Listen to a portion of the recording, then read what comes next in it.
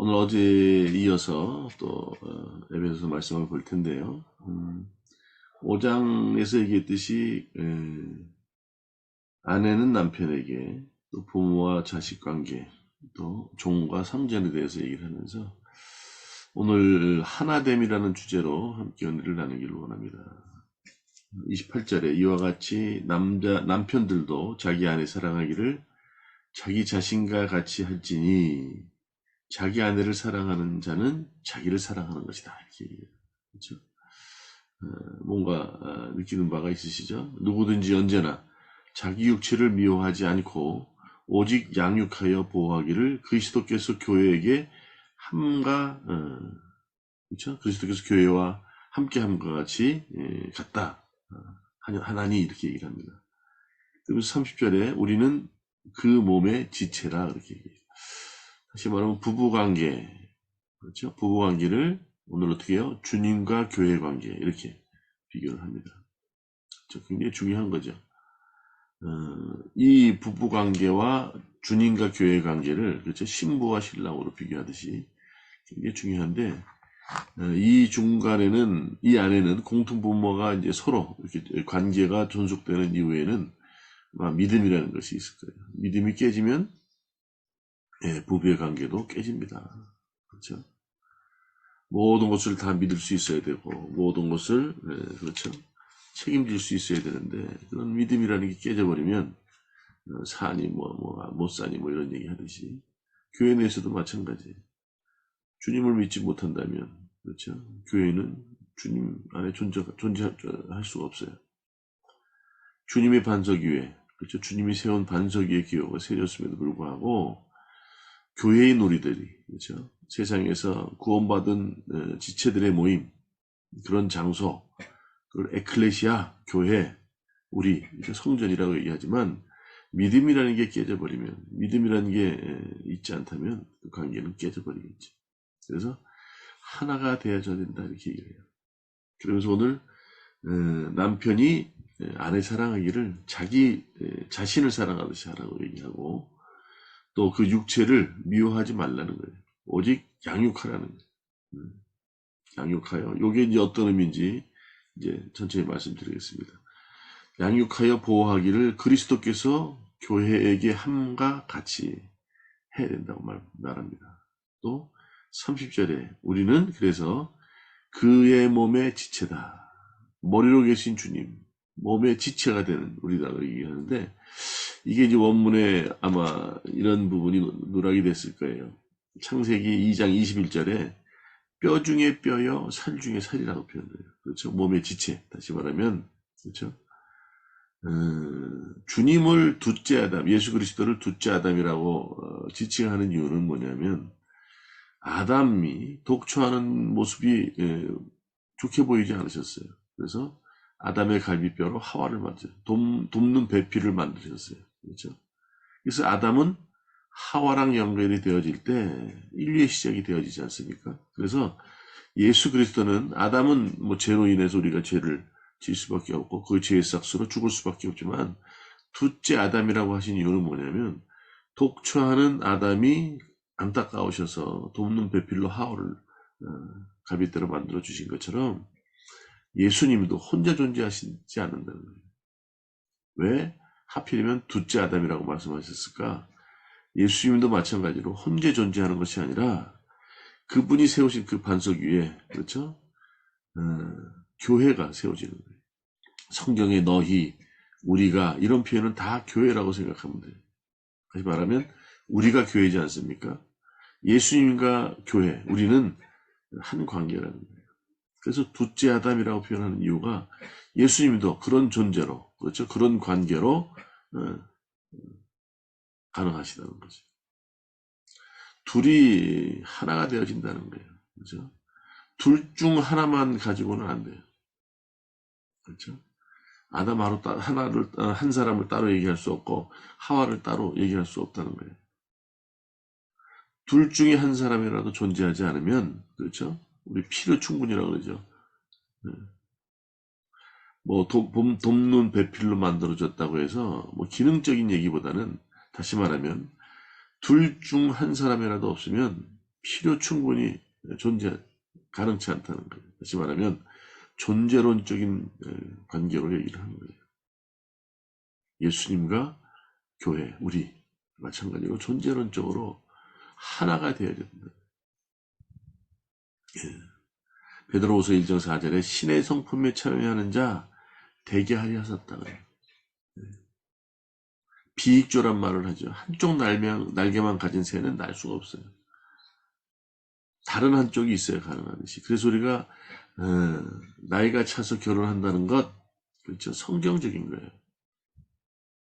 아무리 잘났다 하더라도 나 혼자는 항상 어떻게 해요? 필요든 충분히든 둘 중에 하나가 부족해. 그래서 오늘 그런 의미에서 성경에는 둘째 아담이라고 표현을 하고, 예수님과 주님과 교회, 또 부부 관계를 대칭해서 이렇게 비교하고 있는 것입니다. 에베소서 1장 22절, 23절에 우리가 그동안 보았던 것처럼 만물을 충만케 하는 자, 세상을 만드시고, 맞습니까? 예. 요한복음 1장 2절 3절, 히브리서 1장 2절 3절, 골로새서 다 마찬가지로 이 만물은 예수 그리스도로 말미암지 않고 되어지지 않았다고 얘기해요. 이 만물은 모든 것이 예수 그리스도로 말미암아 되었다. 그분이 이 세상을 만드신 분이죠. 그렇죠? 만물을 만드신 분이요, 또 우리를 위해 육신을 입고 십자가에 죽으신 분이고 구원자이시고, 맞죠? 창조주, 구원주, 마지막에 또 뭡니까? 이 세상을 심판하러 오신다는 거예요. 심판주.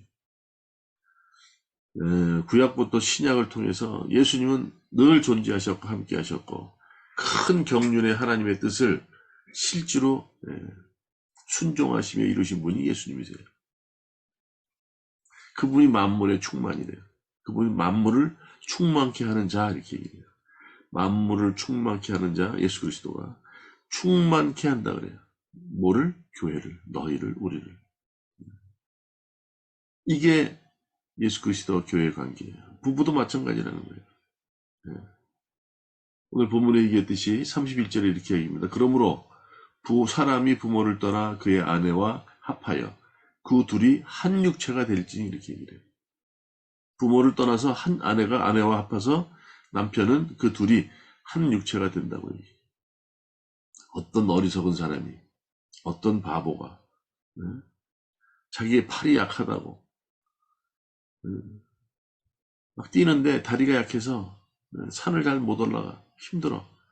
그렇다고 자기 팔을 욕하는 사람이 어디 있고 자기 다리를 책망하는 사람이 어디 있겠어요. 어리석은 사람이죠. 아예 너는 왜 그렇게 변변치 않니? 시원치 않니? 자기 몸에 대해서 그렇게 얘기하는 사람은 없을 거예요. 어리석은 사람이죠. 그렇죠? 부족하고 부부간에도 마찬가지예요. 어떻게 내가 기껏 골랐는데 저런다. 내 선택을 잘못했다. 서로 그러면서 흠을 잡고 싸우는 거 아닙니까? 연애할 때는 당신의 전부가 되어준다 그러고 말이죠. 그렇죠? 별을 따다준대요. 그러더니 좀 살다 보니까 그냥 자기의 관점이 바뀌었어요. 그걸 가지고 사니 못 사니 믿음이 깨져서 성격 차이라고 그러고, 또 이혼은 돼야 되니까 성격 차이다 뭐다 하면서 이혼하는 거 아닙니까? 어떤 바보가 한 육체라고 하는데 육체의 한 부분의 약한 부분을 가지고 실타를 하겠냐 말이에요. 자, 이렇게 봅시다 오늘. 자, 그러므로 사람이 부모를 떠나 그 아내와 합하여 그 둘이 한 육체가 된다 그래요. 부부의 어떤 신비롭고 상징적인 의미인데 새로운 관계를 정립한다는 거예요. 보세요. 남편의 입장에서 부모하고 아내하고 누가 더 가까워요? 이거 참 곤란한 얘기인데, 그렇죠? 혈연으로는 그죠, 피가 섞였으니까 부모지만 피 한 방울도 섞이지 않은 부부가 더 중요할 수도 있어요. 왜 그렇습니까? 한 육체이기 때문에. 부모와 자녀 관계는 그렇죠. 부모와 자녀, 부모와 나 중간에 와나 과가 들어있어요. 그런데 아내와 합해서 둘이 한 육체가 된다면 몸과 팔과 뭐 몸과 다리와 같은 그런 역할들이에요. 그러다 보니까 하나야 하나. 부모와 자식 관계는 선택의 여지가 없었어요. 세상의 기준, 세상의 질서라고 할 수 있죠. 내 의지와 상관없이 맺어진 관계라고 할 수 있어요. 그러면 어떻게 해요? 부모를 떠나 그 아내와 합하여 그 둘이 한 육체가 되어야 된다는 거예요. 아내와 남편의 관계는 그렇잖아요. 어떤 면으로 주님과 교회처럼 신앙의 선택, 영적인 기준이고 질서이고 세상 법칙과 상관없는 새로운 관계를 정립하는 게 아닌가 싶어요. 예수님도 어떻습니까? 하늘의 영광 보좌를 버리셨어요. 아버지를 떠나셨어요. 그렇죠? 그래서 인간의 육신이 되어서 육체를 입고 오셔서, 그렇죠? 그 무한하신 분이 유한한 존재가 되어서 우리를 위해 십자가 죽으신 거 아닙니까? 그렇죠? 그 관계를 지금 얘기하는 거예요. 주님과 교회는 새로운 관계의 정립이요, 신앙의 어떤, 그렇죠, 영적인 기준을 두고 맺어진 관계라는 거예요. 아내와 남편의 관계도, 이 부부 관계도 마찬가지예요. 우리가 늘 얘기하지만 우리의 신앙의, 그렇죠, 실천의 장은 무대, 세상이에요. 이 가정 안에 이루어진, 부부로 이루어진 가정 얼마나 중요한지 몰라요. 세상에서 얻을 수 없는 것, 세상에 줄 수 없는 것을 우리가 경험하고 만들어가는 것이라는 거예요. 가정이 깨지면 다 깨져요. 일체적인 이런 관계가 온전히 이루어져야 우리가, 그렇죠, 믿음의 대상으로 삼고 있는 세상에, 그렇죠, 이웃을 향해 나갈 수 있는, 주님이 그 이유를 위해서 오늘 아버지를 떠나서, 그렇죠, 육신을 입고 이 땅에 오신 거 아닙니까? 똑같아요. 그래서 부모를 떠나 그 아내와 합하여 그 둘이 한 육체가 돼야 된다. 이렇게 얘기해요. 32절. 이 비밀이 크도다. 그렇죠? 비밀이 큰 거 아닙니까? 이 사실을 어떻게 알아요? 부모를 떠나야 된다는 이유가 예수 그리스도께서 아버지를 떠나서, 그렇죠? 스스로 제가 인류의 죄를 대신해서 십자가를 지켰습니다.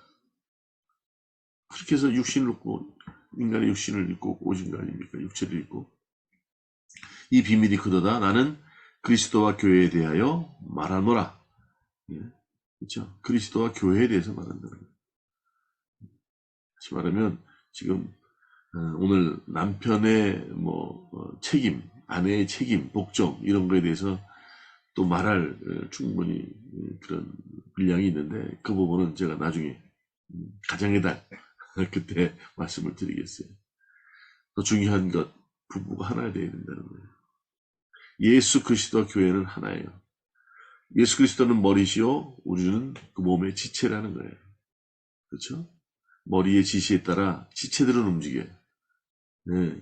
혈관이 막히면 지시가 온전히 저 말단 기간까지 전해지지 않아요. 말단 기간까지 말씀이 전해진다 하더라도, 그렇죠? 각 지체가 약하고, 그렇죠, 경건 훈련이 되어지지 않고 거룩하지 않다면 지시를 수행할 수 없어요. 무거운 걸 들 수가 없고 멀리를 갈 수가 없다고요. 자, 오늘 말씀합니다. 둘은 하나래요. 그렇죠? 부모를 떠나 그의 아내와 합하여 그 둘이 한 육체가 될지니, 우리는 늘 주님 안에서 하나가 되어주는 줄 믿습니다. 주님의 지시에 따라, 주님의 뜻에 따라, 그렇죠? 무엇을 우리에게 원하시는지를 헤아리면서, 그렇죠? 주님의 인도하심을 잘 들으세요. 주님, 저에게 원하시는 게 무엇입니까? 나의 원하는 것을 구하는 것이 아니라 주님께서 원하는 것이 무엇인지를 구하는 그런 하루가 되기를 원합니다. 이 비밀이 크대. 오늘 결론으로 얘기합니다. 그러나 너희가 각각 자기의 아내 사랑하기를 자신같이 하고 아내도 자기 남편을 존경하라. 일단 가정 안에서 온전한, 그렇죠, 정말 신비로운, 세상이 줄 수 없는 것들을 만들어가는 그 과정에서 경험되어지는 놀라운 신비를 체험하는 복된 시간이 되기를 원하고, 이렇게 온전히 되어질 때 우리가 이웃을 향해서 우리의 삶의 모습들을 또 그리스도의 향내로 편지로 살아내게 될 줄 믿습니다. 오늘 하루도 승리하는 복된 하루가 되기를 주님의 이름으로 축원합니다.